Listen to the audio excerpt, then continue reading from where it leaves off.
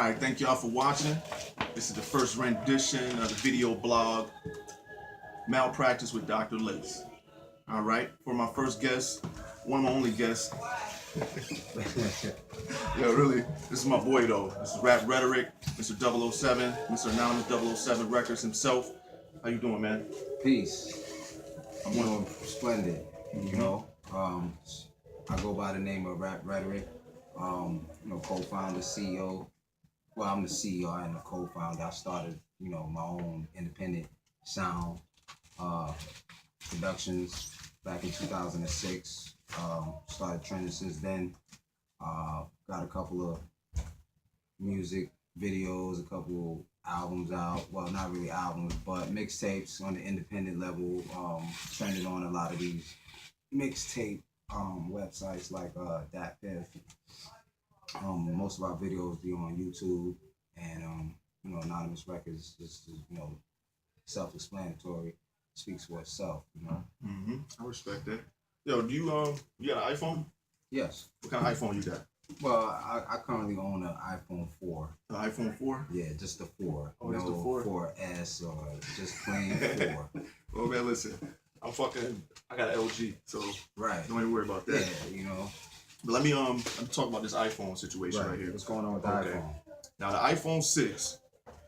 Now it's about the batteries. Now, so it may look the same to you, but if you got an iPhone, you might actually still be Team Android. All right. Now this is internet techie Austin Evans. You can catch the video of him discovering this issue in the back of this. Austin Evans. All right. He discovered that the iPhone uses 2 different processors. All right. Now there's the one, it's called a TSMC chip. All right. It's a 16 nanometer processor that runs cooler and lasts a whole 50 minutes longer than the Samsung processor found in the same iPhone 6. Now, and the sad thing is there's no way that you can find out if you got a Samsung iPhone or a regular iPhone. But there is an app. Now, this app is called Lirum. It's Lirum. You can download this app to your iPhone, and it actually tells you the model of your iPhone. Okay, so now if you got a model, your model number is N71MAP, it's an iPhone. But if your model number is N71AP, it's Samsung. All right? To me, this is kind of irrelevant.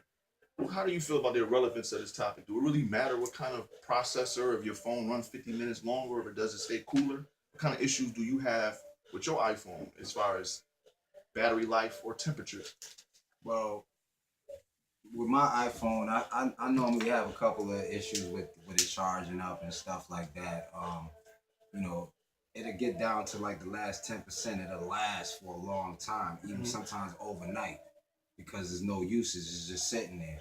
But if I pick it up and I make a phone call, it might just suddenly, go off. With the 10%? After having it on all night with 10%, but not being used. As soon as I turn it on and if I get a phone call and I start speaking on it, maybe a couple seconds into the phone call, it'll just die off. But that's after it's been 10% for the whole night. But if I'm just using it, like I got apps on or I'm getting phone calls while I'm using apps, the battery will drain from like 70% all the way down to like 20 in like 20 minutes, So if you had an iPhone 6, with them 50 minutes of extra time, having the TSMC chip, would that make a difference for you? It partially would, because first of all, my iPhone is a 4, it's an old one, it's an old model. So possibly, the battery life in there, it's not as sparkly as new as the new ones that's coming out. But being that you have different processors, you might need certain specialities with your phone. Maybe you might be traveling a lot. Maybe you might be video recording or something. Maybe you might be, taking minutes on meetings and stuff. Right. Or you might be a student at school, and you might need this app, that you might, search stuff at class. You might use it at school. Who knows? And you might need a lot of more time on your phone, flexibility-wise, or somebody might not need that extra time as the battery life, but they might need, that extra processor that could move a little faster than it, linking up or connected to the 4G network or Wi-Fi, or Yeah, however the processor goes, it might go a little faster versus you might have to select how your processor goes on your iPhone 4 because the technology hasn't been boosted as far as the iPod, and then you got, I don't know, they might be coming out with an i something now, like an iPod over generation 16 or whatever last, right? Apple is always coming up with some new stuff. right. So do you see any like potential outcomes as far as iPhone buying up Samsung or Samsung buying up iPhone? Like why would they keep this little secret business deal going on? If iPhones are so popular and Android is so popular as well, but there's a common feud between Android and iPhone users. Do you see any outcomes of this happening? Possibly, I don't know. I think personally, I think that both they should just sever it, because I don't know if they put everything together, it might just mess it up. You know what I'm saying? Mm-hmm. Versus, like, certain things I could do with my iPhone that I can't do with my Galaxy. I could do certain things with my Galaxy that I can't do, you know, with my iPhone. iPhone. Mm-hmm. At the same time. So it's like with my iPhone, I could deal with the app situation a little more better, being more secure. Mm-hmm. Versus if I wanted to do purchases online, I might could use my iPhone more better, with the app like PayPal or eBay or something like that. Versus on my Samsung now, I could probably download a little better. Mm-hmm. Play Store to be more flexible than the App Store. iTunes. So if you merge them now, your security risk might be at stake here, because you got a secure device merging with something that's more app or more user friendly. Right. Yeah. Something is vulnerable because there's a lot of apps that get made for the Android and the Play Store, and some of them don't even work. They just be making them. And you get them, and now you got a phone that's giving you commercials 24/7 all day. But that's pretty interesting. Now, this is a little touchy subject right here. Okay. If anybody didn't know, October 11th is National Coming Out Day. Okay. So that means that everybody is supposed to, if you have a different or an uncommon sexual orientation outside of what's considered the normal. I mean, there's a lot of things going on in the government, within community organizations to try to make sure that people's sexual orientation allows them to receive the same and equal rights as a or heterosexual couple. Um, so now, with all the effects made by the LGBT community, participation in such a day could be had drastic consequences to your livelihood. Okay, now it's still in most states, majority of the United States, it's legal, meaning they can do it. It's legally acceptable to terminate one's employment as well as evict them from their residence based on their sexual orientation. Okay. Now, there's a guy, his name is Kit Williamson. He established a campaign to draw attention to this issue by encouraging people to share their coming out stories online in support of the Equality Act. Now, the Equality Act is championed by the Human Rights Campaign. Now, although I believe that this is a great step to move forward in the LGBT community, state law still exists throughout the nation that protects people who will fire you or kick you out. So my advice would be participate at your own risk. Now, this is a little controversial. It's a little touchy subject as far as what's considered right and what's wrong. Um, but people, I've heard this. I heard it over time when people refer to your sexual orientation as a lifestyle choice. So I want to reiterate what this one is: a lifestyle versus lifestyle and employer rights. Okay.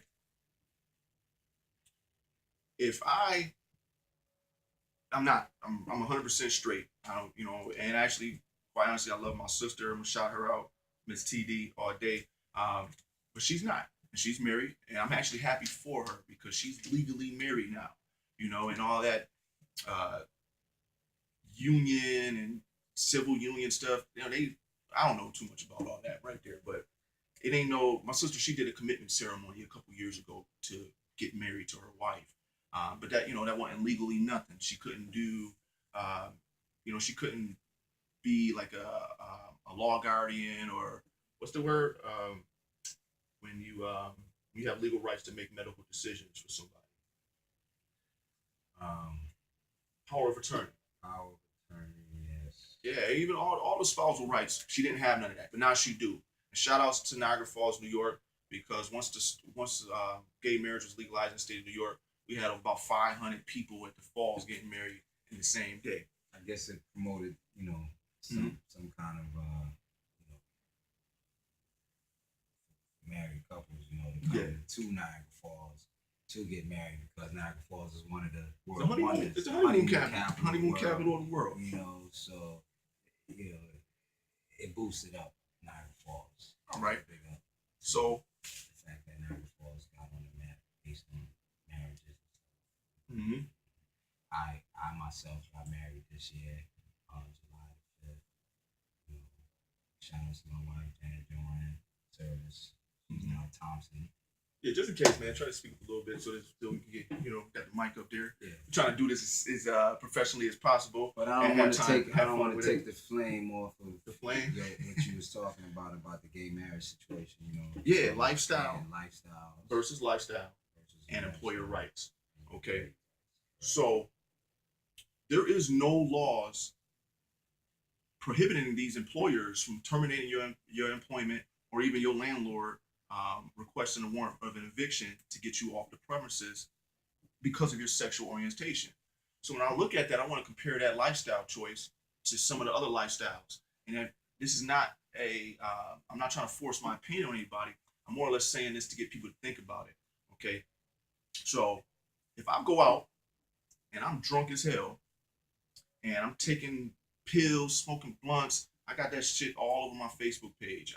Catch me at whatever club you at tonight, blowing down drunk. Say I sniff coke, I shoot heroin, whatever. I'm doing all that. But that's considered a lifestyle. Okay? That's right.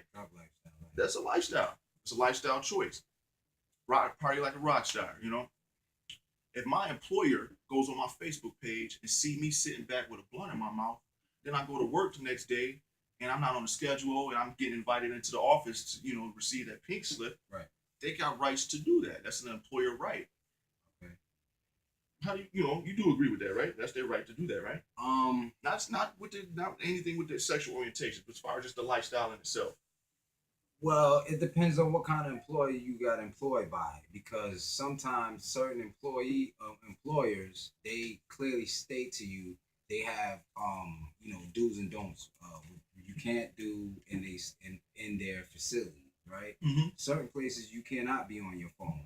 Right. Certain places you have the right to privacy. Mm-hmm. They also have a saying, what you do outside of work is your own business. Right. True. That's true. That's your own business. Outside of work, whatever you do when you're not at work, that's on you. I mean, if your boss is on your Facebook page, or if you had added your boss on your Facebook page and your boss seen you doing something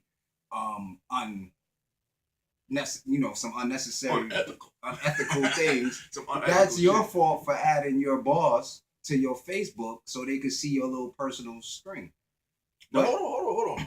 Because if they're snooping around on your page, it don't necessarily have to be your page. Okay. Somebody, your friend, another fellow. I'm at your wedding.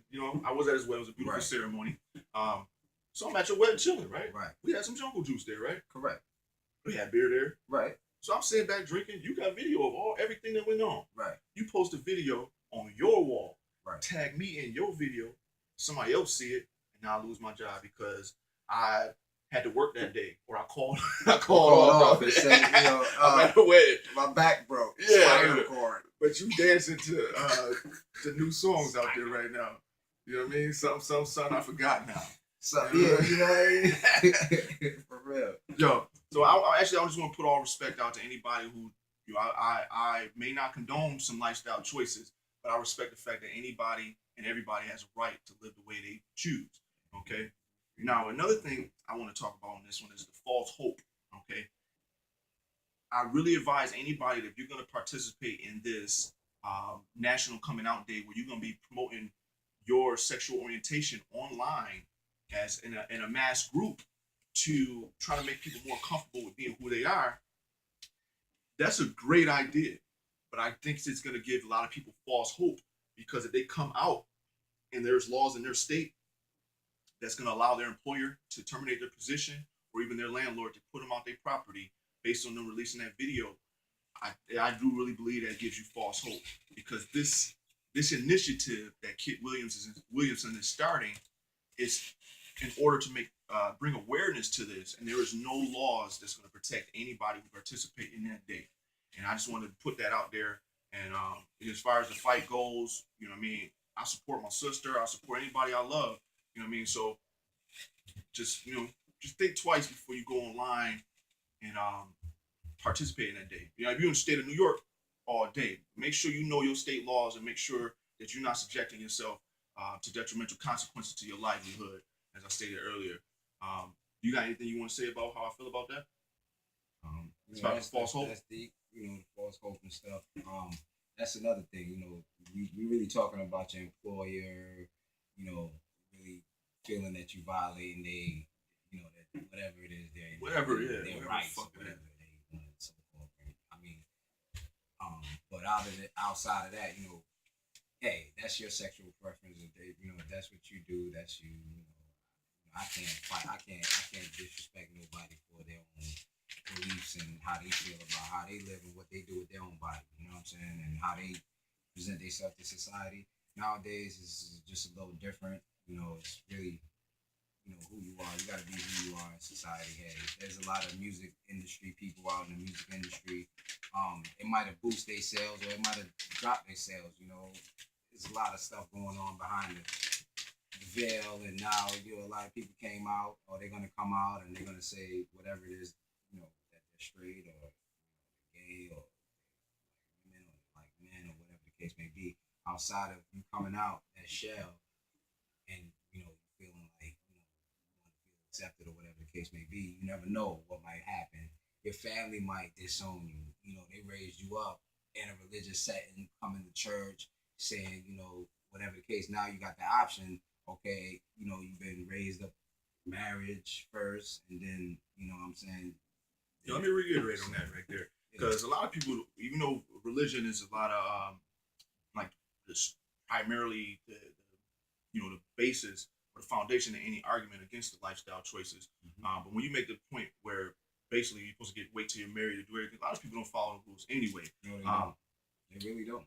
But especially in this country, I think it ain't right. It's not right. If you live a certain lifestyle, you should not be forced into a shell and afraid to express yourself or be yourself because of BS like this, where you can tell everybody and be happy with who you are, and now you ain't got no job, or now you ain't got nowhere to live, and that's not right. So I am in support of this coming out day. I mean, some people, it might be a blessing in disguise. You might come out, you might get fired, and this shit, you might get hired. Yeah, with another community somewhere else that's really willing to accept your pride. Just because of your sexual orientation. Because of you coming out and opening up yourself and whatever the case may be. I mean, it is not. I'm not promoting it or anything like that. But like I said, to each his own. Be free to be who you are, and enough respect to your sister. Because I heard you shout her out earlier. Yeah, definitely. Tina, and at least it's a positive.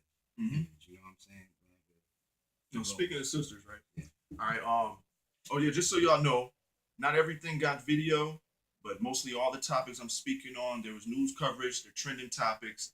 They are in my comments. I'm not even sure I'm gonna tag them in the video, but I'm 100% sure I'm gonna put them in the first comment, so you can be able to watch everything we're talking about and get your own perspective outside of my opinion. Okay. Now we got some sisters. They're two sisters. They're fighting while whitewater rafting. Now, I actually watched this video a long time ago, but for some reason, it's trending right now. I've seen it, it is going down. All right. Now, this right here is by far one of the stupidest things I've seen this week. And that's because I be seeing a lot of stupid shit all the time. I'm just saying, though. Now, kayaking, that's okay with me. Whitewater rafting, that's a little risky. Drunk whitewater rafting, that's extreme. But fighting drunk while whitewater rafting, that's plain stupid. son. All right, yo. Oh man. Now this is what happened. All right, with two sisters a while ago. They was on the whitewater rapids in Montahala Gorge. I'm not even sure what state that is. But no one got hurt. But thanks to a GoPro, the dude wearing a helmet, he got everything up close and personal and caught on all that shit on film. All right. Shout out to the GoPro. All right, yeah. So you can actually watch these two sisters getting it popping, whitewater rafting, drunk. All right. Now, my thing is, I want to speak about some of the dangers involved in them whitewater rafting fighting anyway. All right. Like, I don't know if you know this, but rocks are sharp. Rocks, I mean, like really sharp, like blunt sharp too. Sometimes, you know, what I mean, you can bust your head on a rock. Yo, matter of fact, speaking of that, I seen this video where a guy was jumping off of a lock. If you don't know what a lock is, that's where they elevate the water so boats and stuff can go through to the next level. So they were jumping off locks into the water. This dude wanted to do a flip. So he was just about to make it, but he didn't. He landed on that edge of that rock with his face. His whole face split like this. Okay? That's just how sharp rocks is. All right? Now, another danger I want to speak on. We live in Niagara Falls, New York. Okay? Now, you can go down to the gorge. I think it's about six to seven people a year die in our city from playing with them rapids. All right? Now, they got about like last week, a week ago, somebody went missing down there. Yeah, a couple months, like 2 months ago, actually in the same week, two people were rescued. One didn't make it, another did. But actually, you can't say they rescued them if one didn't make it. But it's sad.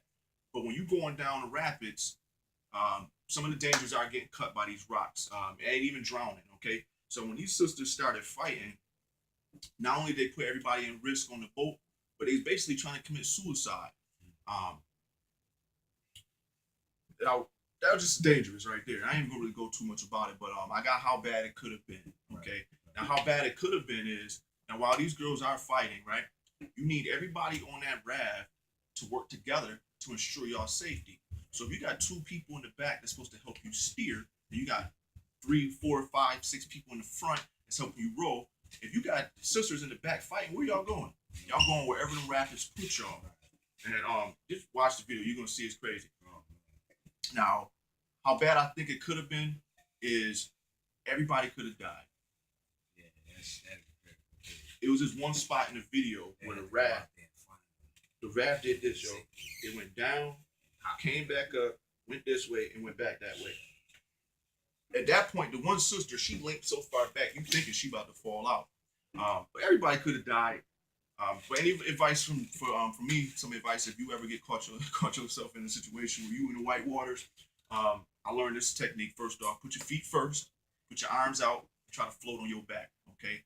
Now this is going to ensure that you don't crack your head on any of them rocks that you would be sliding over. All right. So I'd rather have some serious bodily injuries to my lower section, my lower rear section, than anywhere up here. You know what I mean? I'd rather take damage down here than up here because I can at least live. Right. All right. And the last thing is you keep your feet first. So if you do hit a rock, you can support that impact with the absorbing of your leg. Yeah. But I ain't gonna go too deep into that. That's some survival in the moment. You know? But, you know, people don't know that. They can't be fighting, and so somebody has to go and contain these two girls that's fighting, these two sisters that's fighting while water rapid. Somebody needs, the people that's on the rapid also needs to somehow contain these two sisters that's fighting, stop them from fighting. They managed to get them to a shore. They managed to get them to shore. You don't stop them from fighting, then the raft will eventually, probably, everybody will drown. Yeah. Somebody might get their neck broke, some back broke, some legs broke, some ribs broke, because they let them fight. Now, if they stop them, now they can say, hey, y'all cut it out, cut the nonsense. We're out here for fun. You know what I'm saying? Right. Stop. Why they was fighting, we don't know. They can stop them and then maneuver through it and get to where they need to go. Then after that, the two sisters could just get up on land, and then whatever little problem they got, they could go and squabble it out on the land.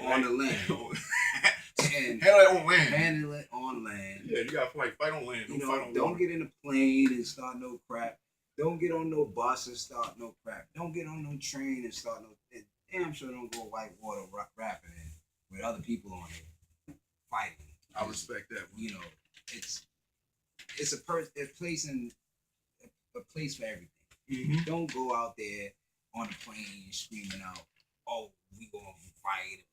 Then next thing you know, you getting arrested and you getting shipped right back on the next plane, or you getting drowned out in water rapids and your body come up floating missing, and Coast Guards out here dropping you and your sister and whatnot. Yeah. You ain't got no eyes in your head because the fish ate them shits out. Right. That's the kind of things be happening in Niagara Falls. When people get caught up in the rapids and we don't see them for weeks at a time, they be fish food, yo. Like, that's serious. Right. When they get out to Lake Ontario or something out there. They might not be here. I don't know, because they just the other day we went to the Power Authority. Every year they have like the Power Authority's open house, and they have like the wild animal kingdom and stuff like that out there. And they have these turbines. Oh yeah, I go fishing there. I know what you're talking about. And if your body gets floated down there, and the turbines will just wish you up like in a blender and spit you out. Now that's why you always see seagulls and crows and all that down there, hawks, because after you don't get wished up and blended up in the turbine, you chum. Yeah, you food. Chum. You food for the chum bucket. You food for the. Now I got something funny right here. Now this is funny. Now I got video of this too, right? Seals, all that. So where was we at? All right, so there's a store owner, okay? He was a victim of multiple break-ins and by this alleged culprit, okay? So he decided to make some modifications to his store and get his own justice. All right. So it says, so the would-be B&E artist gained entry through the ceiling of the store. He makes his way to a corridor, no pun intended, but all the doors had no knobs on them. So he begins to panic and eventually uses a tiny hammer to get through the door. And that door he got through, it only led it to another room that was a dead end. All right, so he survived by drinking water from an old dingy faucet until the police came to rescue and arrest him. Now listen, now when you look at the video though, right?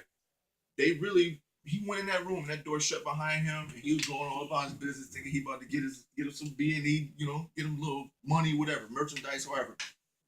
You got to check the video out. It's funny as hell. All right. Now I got this one. It's called Never the First Time. All right. One of my times, I've been to jail a few times. I ain't proud of it. I ain't been to jail in a while, and been doing really good to be a productive citizen. I'm even doing things like this to keep myself out of trouble. All right. So shout outs to anybody changing their life around for the better. All right. Stop the violence. But they say, the judge told me one time, he said, this ain't your first time. He said, this is your first time getting caught. So so that's what I hear about. That's their first time. So yeah, now there's no video proof that this dude was the original culprit of breaking into this man's store that caused him to make these modifications to his store to catch somebody in the act. But like the judge told me, it was never the first time. I'm quite sure he done it plenty of times, but it's his first time he got caught. First time he got caught on camera and made a fool of himself. All right. How do you feel about the fact that people do make a lifestyle out of crime? And it's not their first time doing it, but when they get caught, they try to play a victim. Well, that dude definitely was a victim because they knew he was coming and they set the trap for him. Yeah. He tried to get out and there was no way out. It was a point of no return. His heart probably was pumping so fast. He had to look around and try to see what he could use to get out of that situation. I mean, he just drilled himself to that point. You know what I'm saying? He got lucky that the police came in there. Yeah, he lucky definitely. It wasn't a week vacation. Everybody went on, whatever the case may be, got stuck up in that situation. I mean, you can't really put yourself in that situation because we trying to make a positive change a certain thing. But the first time, something like that happened, you'll be a fool to do it again, after you get caught, or even the first time after after you get away the first time, you know what I'm saying, you'd be foolish to return to the scene of the crime. Yeah, that's to true. do the same thing all over again. No, you know, actually, that brings me to my point. Also, shout out to the movie Takers. Shout out to the movie Paper Soldier. Shout out to Kevin Hart because that movie Paper Soldier, that shit was funny as fuck. But that's what they was doing, stealing. All right. So in honor of that, my next little thing is how could this have been prevented? Okay. Now to start out, I'm gonna play a little devil's advocate with this one. To prevent this, he shouldn't have tried to commit the crime in the first place. But since he did, I want to go through a few things that I think could have helped this dude get out. All right. Get him out of that situation real fast. For any of you future B&E artists, stay away from people's shit because they got a right to kill you. And actually, in New York, there ain't no self-defense laws, but you can stage a scene good enough. They can get away with that shit. You stay out of people's houses, okay? And there's another thing called felony homicide, felony murder. So in the act of you breaking in somebody's house, committing that felony, and you scare the shit out of Mrs. Parker and she have a heart attack, you going to jail for murder just because you want to steal a fucking lawnmower or whatever the fuck it may be. All right, so be mindful of that. Also, in regards to what the dude did by making these modifications to his store, he has civil consequences against this now. The culprit, the break-in artist, he has a right to sue this dude now for any type of mental anguishes he might have had, anything that would have went wrong in his head or entrapment. Yeah, like false imprisonment, all that shit, because this dude made these modifications intentionally to make sure that whoever was breaking in the store got caught. So it was a wishy-washy thing. They might have had signs laying around saying no trespassing, or you are being monitored by camera, or little stuff. They got it over here. You steal, you get a free ride in the back of the police station. Yeah, I seen that shit. So it's your choice. Some people might get away with it. How would you have gotten away with it?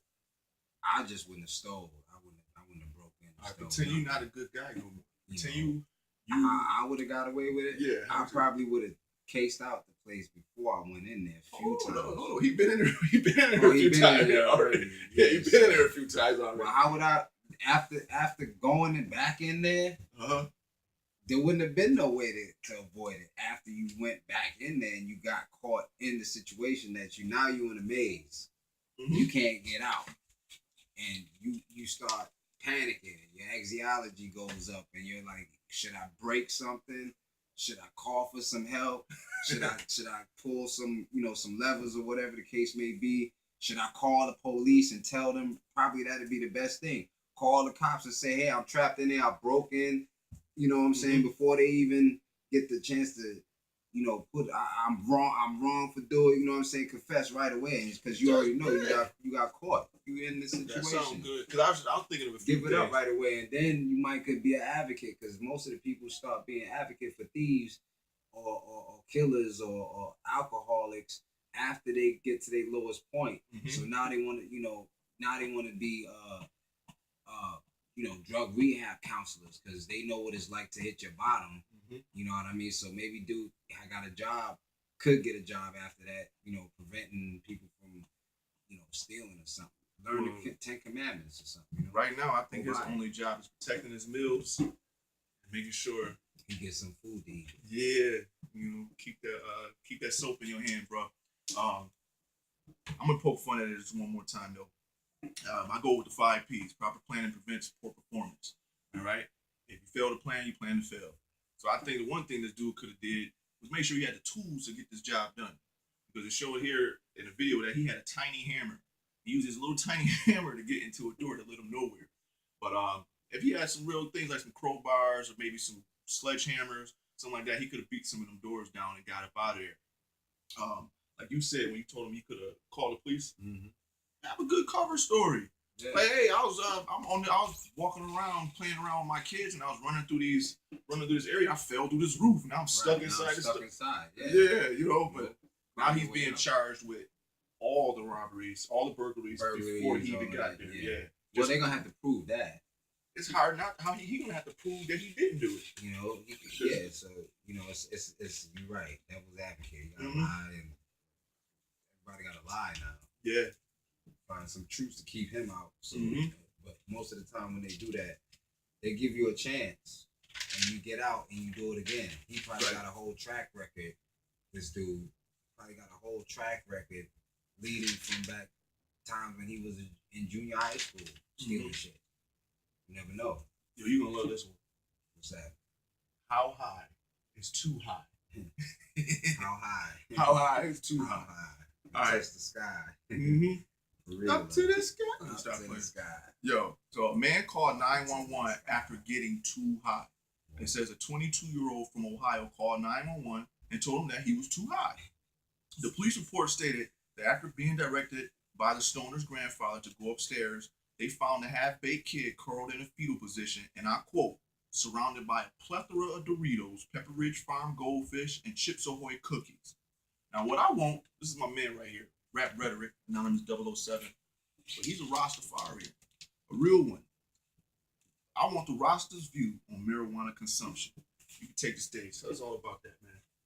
Bro, you don't know marijuana, the healing of the nation, is written in the Bible, Genesis and Revelation, verses 22, 2. It says, let the herbs yield forth seed after its kind, producing fruit for the uses of mankind. Grass is for animals and cows and cattle, and herbs is for the uses of man. So marijuana is a herb, and it has a lot of effects. So euphoria gives you euphoria.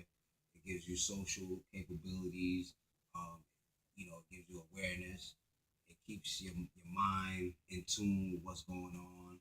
It makes you relax. You might consume a lot of food too during that consumption too. Yeah, like how this dude did. Yeah, so he probably ate a little bit too much. He probably didn't know, balance and whatnot. He probably just kept blazing and just kept eating and blazing and eating. He probably got his stomach all messed up and his brain spinning. He probably got to that euphoric stage where he didn't know what he was doing. You know what I mean? For real, but marijuana consumption too at the same time, in the movies and stuff like that, back in the days in the 70s and stuff like that, they used to promote marijuana consumption more time, like as it is now. It's illegal, but they trying to make it legal for medical purposes for the simple fact that, it can probably cure glaucoma, you might have some pain from, arthritis pain or, whatever it may be. Boredom, because some people might be bored. They might be on their last dying, bed or whatever, and they bored out their mind. They might want to take a puff or whatever, or eat some, some fudge brownies, some green brownies or something like that, and get that feeling that they get their mind off of all the problems that's, they dealing with. So it's really good for your mental health also, based on medical purposes. But out here on the streets, it's illegal, so you gotta be careful because the system is trying to put us in jail and give us all kind of trumped up charges, leave us in, with a record, possession and stuff like that, and label you as a drug dealer or a drug addict or something. When marijuana ain't no drug, it's a herb. It's cannabis sativa. Indica. It's different names. They got different strands of it. Nowadays they grow it hydroponically by the water, and they give it a lot of different nutrients and stuff, and that speeds up the process of the growth, and it gives it more potency. So they outnumbered by people that grow it using the sun, the sun rays and stuff, or sun kind of heat within the tropics, probably in Jamaica or the Caribbean. But even over there, the herb is being oppressed. Just like the people are being oppressed, they're oppressing the herb same way.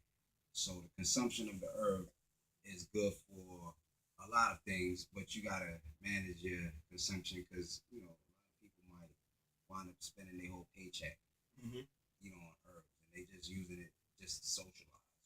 And then their bills come around, they getting kicked out, and then it's like, yo, why do they care? They can just smoke a blunt. I'm just getting high, what I'm saying? My bills ain't pay. I don't care. But it'd be like that. That goes back to your lifestyle. That's part of your lifestyle. Whereas hey, smoke a little bit, or you pop these what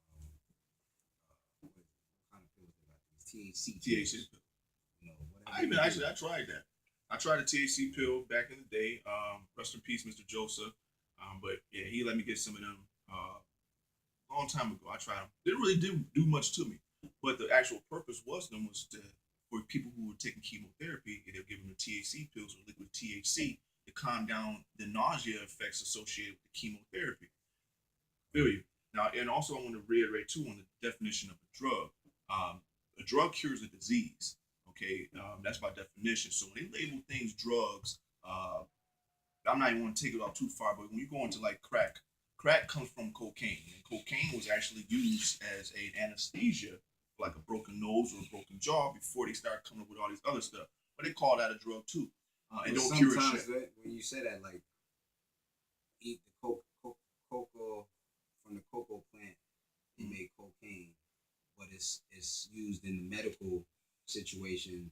That's like it's still at that FDA level, whereas you know what I'm saying, it's okay for the Food and the Drug Administration to administrate cocaine, heroin, opium, and all of that to patients. Yo, you know what just tripped me out? But why you is can't the use food it. and our drugs being regulated by the same company?